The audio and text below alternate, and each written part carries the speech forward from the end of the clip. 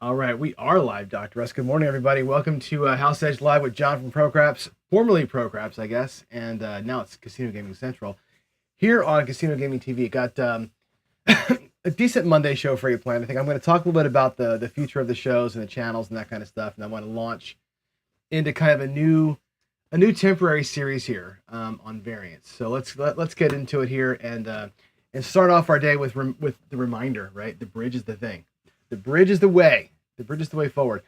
Um, as players, I say this differently every day, but the same kind of thing. As players, we live in this world of variance, and we win and make money when things are going good or bad for us, or we lose money in that respect too, right?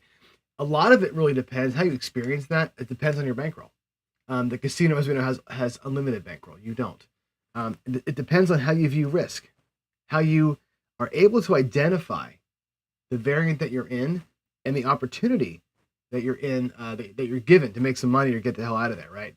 And I think it all boils down to discipline, goals, emotional control, knowledge of these games. Okay, so as we get into it today, we'll start kind of treading into those waters lightly, and I'm going to spend the next probably week in that water. But before we get into that, I do want to present to you now. Again, these pictures here aren't perfect because they have the little watermarks on them, but my artist is working through the designs for Casino Gaming Central, and here it is. So I asked him, I said, give me kind of a military feel, right? I want to go green and kind of like a drab sort of yellow color, because my new table felts are going to be green. I'm getting rid of the black. They'll be like dark green, but I'm getting rid of the black and the bone color in favor of a more traditional green. I think it's going to look better on camera when we get the table rebuilt. But here's the logos. Again, the new channel is going to be called Casino Gaming Central. This channel stays as it is, really unchanged. I may lean into that old logo a little bit differently, but yeah, we're gonna get I think a new tagline, which is going to be train like a pro, play like a threat. That's going to be very much a training channel. It's going to be all mostly teaching, mostly live practice. In fact, looking at some of the shows I've got planned and where things are going to be going, this channel is going to be basically us. Think about Casino Gaming TV as being the us channel. So Friday night fights that we used to do, I want to bring that show back, right? Craps chat, we're going to of course bring back. Fantasy Craps, where like Arnell is already doing this, where he gets a bunch of people to share their screens and they play craps live with Crapsy. We'll do that, of course. Still going to keep going here. We're going to add fantasy roulette, fantasy baccarat, fantasy blackjack to it, so you guys can play live with each other and a dealer potentially, right? So like this will be like where we gather live and do shit together. This is more the community channel, right? Casino Gaming Central is going to be more this show, House Edge Live, my coffee run, where I do like a daily paycheck live every day, where I do a new show called Rack the Black, where we're going to be basically practicing, right, to do things like Duracell. I'm going to call you out here in a minute. The Rack the Black show is going to be about really live lean-ins to variance and live lean-ins to math. We're going to actually try and change variance. That's going to be that show. It's going to be about learning about ways to play better so that the coffee run goes better, kind of a thing, right? I did this big series of Gambling 101 to 401. I'm going to keep that series there, of course, because it's all generic gambling stuff, but we're going to go Craps 101 to 401, Roulette 101 to 401, Black, like we're going to do all the games. Gambling State, we're going to call it.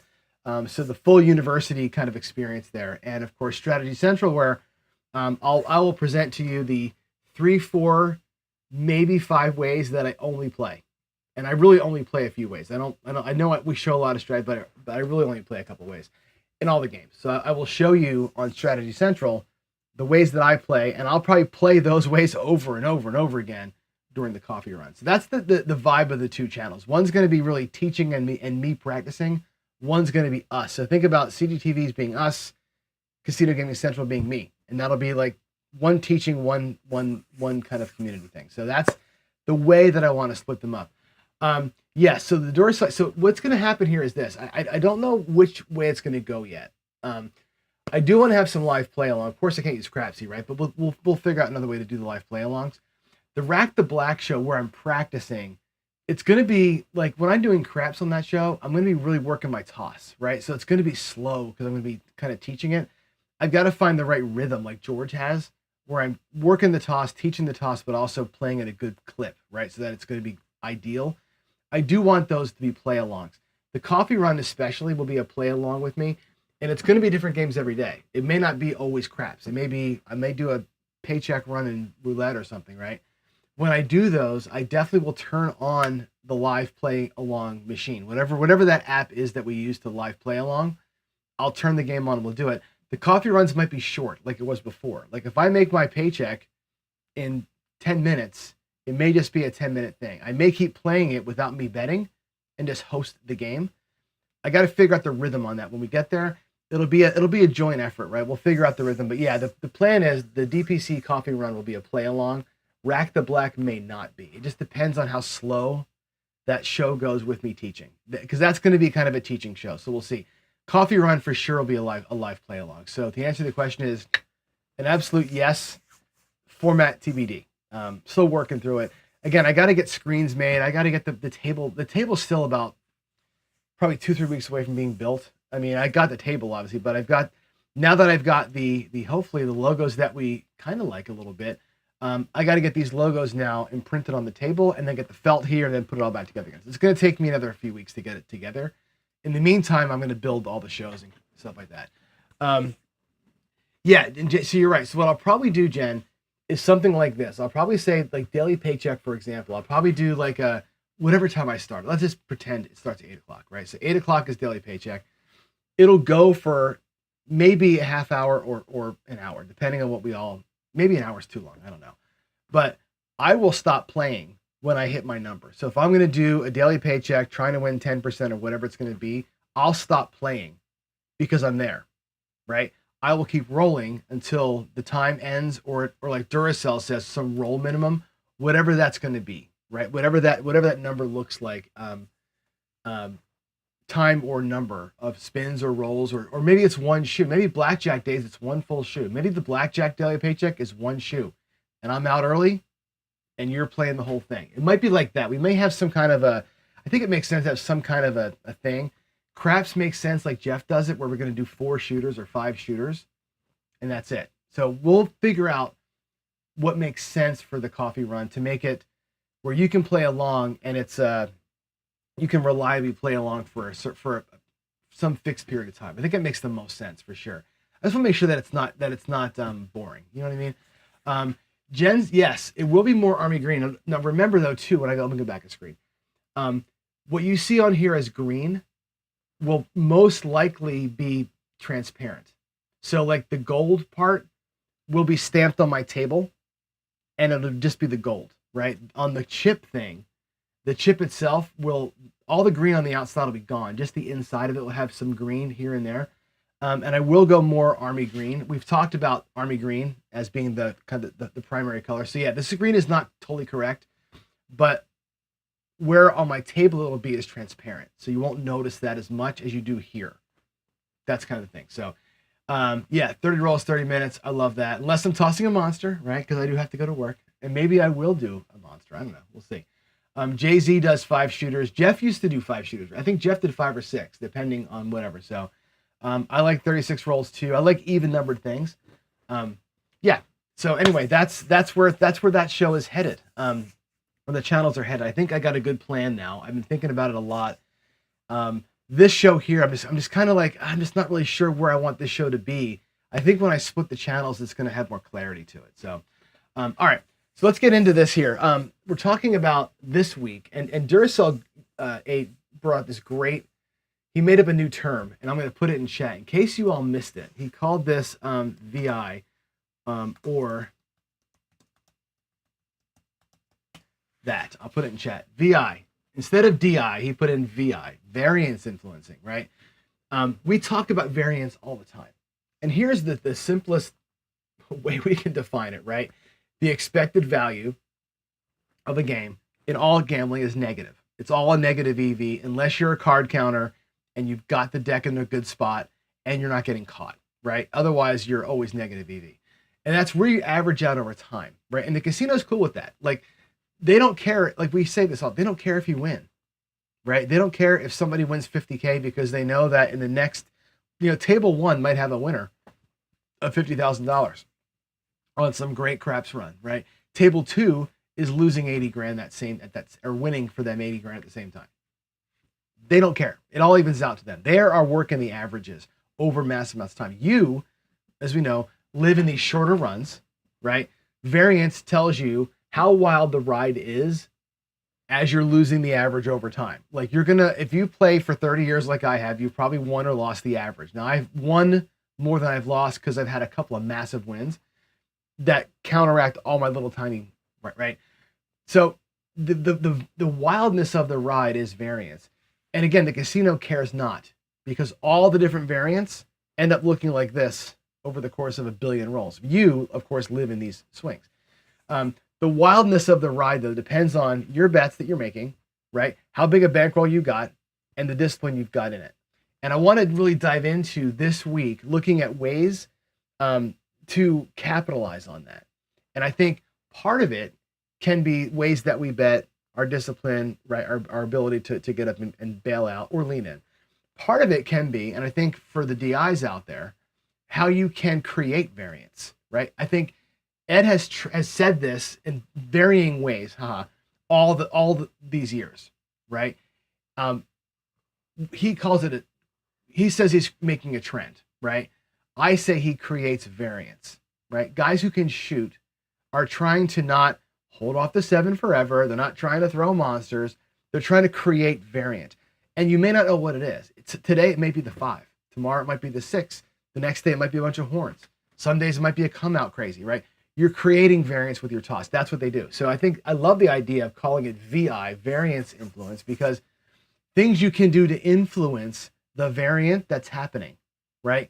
Kill a bad run with good throwing, or create a good run with good throwing, or whatever it may be.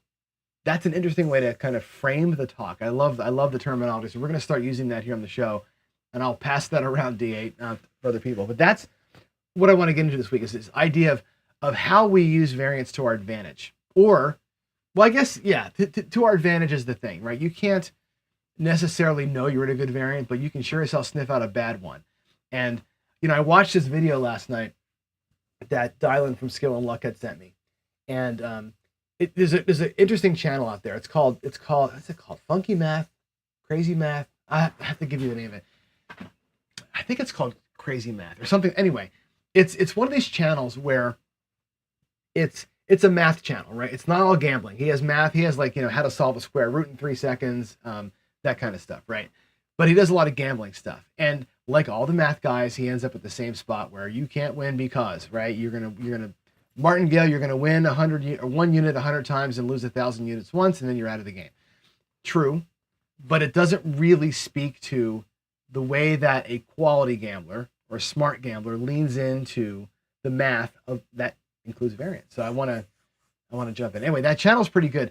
He did a video the other day that he went through, of course, all the typical negative things, right? He went through martingale, Labouche, D'Alembert, all the Fibonacci, and then he actually covered what I do, which is this reverse martingale, right? This idea of bet low, bet low, bet low, bet low, and then win in a good streak, right? All of it in the end evens out, right? It'll all even out in the end. If everything plays out according to plan, you have an unlimited bankroll, you'll even out in the end. The lose a little, win a lot mentality that I preach and that I follow, I think works for most of us, because most of the time we live in these little tiny windows of time, and your chance of catching a hot run in a smaller window is better, I believe, right? Or I've at least experienced that way. So anyway, we're going to lean into some examinations of that. And it's true that variance, if you play into it, ends in one of 3 ways, right? If you lean into variance, if you leave while you're ahead, if you hit a run and you hammer the run, you hammer the variant because you got lucky, right? Leave while you're ahead, that's fantastic, right? You can keep playing and eventually hit the negative variant, right? You'll be in some ugly ass run and lose your wins, number 1, or never win at all, number 2. Those 2 things could happen, right? And the third thing is, and this is where the casino lives, right? The casino can be ahead, the casino can be behind on the variance, right? They will never run out of bankroll. the variant will always swing back to them and they will live in the average. You will run out of bankroll before variance swings back, right? So your gambling life will end in one of those three ways. You'll leave while you're ahead, you'll keep playing until it goes negative, and you'll probably run out of money chasing it most of the time. That's the way that your life is going to look playing this way. But we're going to focus on number one. We're going to focus on number one, and I think number 1A, which is lose while or leave while you're losing a little bit, right? Don't hit number 3. Don't run out of bankroll, right? Recognize when it's not good and pause for a minute and wait for or lean into the next one that comes up. I want you to wait for the swing back without betting money. So we're going to take a look at ways that we can get into some of that stuff. And I think it's going to have some fun. So the next probably rest of this week and maybe even in the next week, we're going to talk more about it. I'm going to play ways that I think can demonstrate it. And it won't be a lot of thinking. We're just going to play ways and we're going to kind of log and note when variance happens. And we're going to say it out loud. Variance is happening. What are we seeing? Right? And try and lean into some of that. So that's going to be that's the plan for the rest of the week here. So I'm going to look at some of the chats here because I want to kind of move into.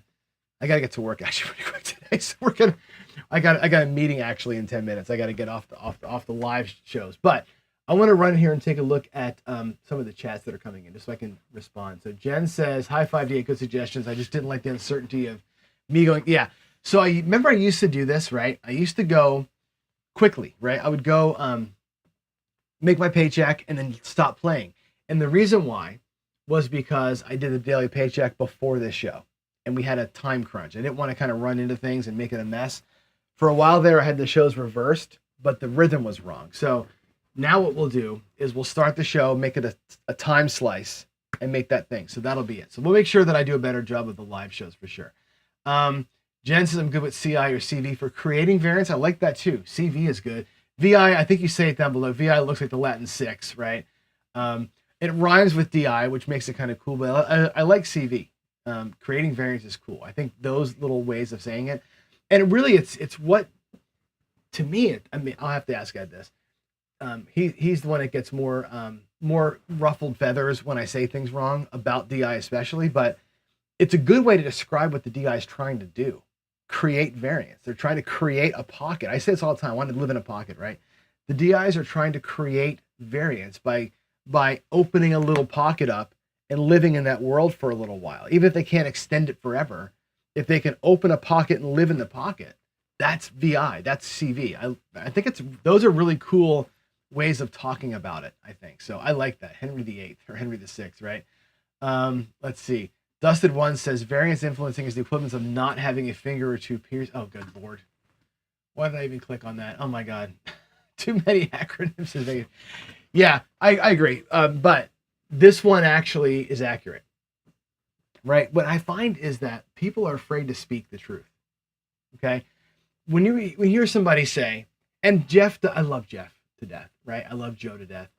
But you ask these guys, talk to me, and again, the math guys, dice control is impossible. And they say, well, I'm not really trying to control it. I'm trying to influence the dice.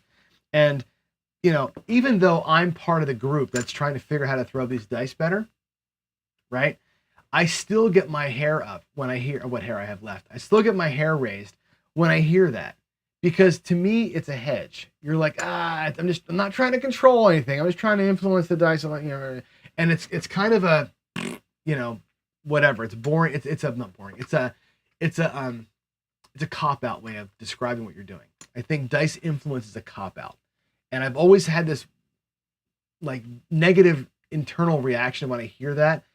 I've been asked a question and I talk about things like what is DI and like I describe it like Gargoyle does. It's not just the dice. It's like this influencing everything. It's like influencing your emotions. You're keeping your heart rate down. All those things are going to it. But really CV, creating variance or variance influence is what that person's trying to do. And I'm working with my dice to do a thing so I can create a little bit of a variant, right? I know, we all know, that even if I just shake and bake, I'm not going to throw a perfect 36 rolls. We all know that, right? We don't know what the weirdness is going to be. Is a random hucker and chucker going to throw 4 10s? or 5 10s or 11 6s. We don't know. The guy that's doing the dice thing is trying to make them all 6s or trying to make them inside numbers. They're trying to influence what the variant is, recognizing that they're always in a variant. That's, I think, a great way to describe it. So I think Duracell, it's awesome. Good way to describe the whole thing. I love it. Yeah, thank you, Jen. I know. I'm just going through and like just kind of clicking on things, and I'm not reading them. I can't read and talk at the same time. So, oh, good Lord. Anyway, yeah. Let's see what else is in here. Let's see. This must be something from the Ed and Jeff show last night. I watched part of that, 3 hours long, so I didn't get the whole thing. I was watching the baseball. They were on when the baseball game was on, so I missed it live and I watched some of it afterwards. So I'm not sure what that's referring to, but VDT is one of these guys that I think is really good at getting better at doing the lives, obviously, right? But being honest about both sides of it, wins and losses, right? You're not the guy that puts out all the wins only, and you're not selling a dream.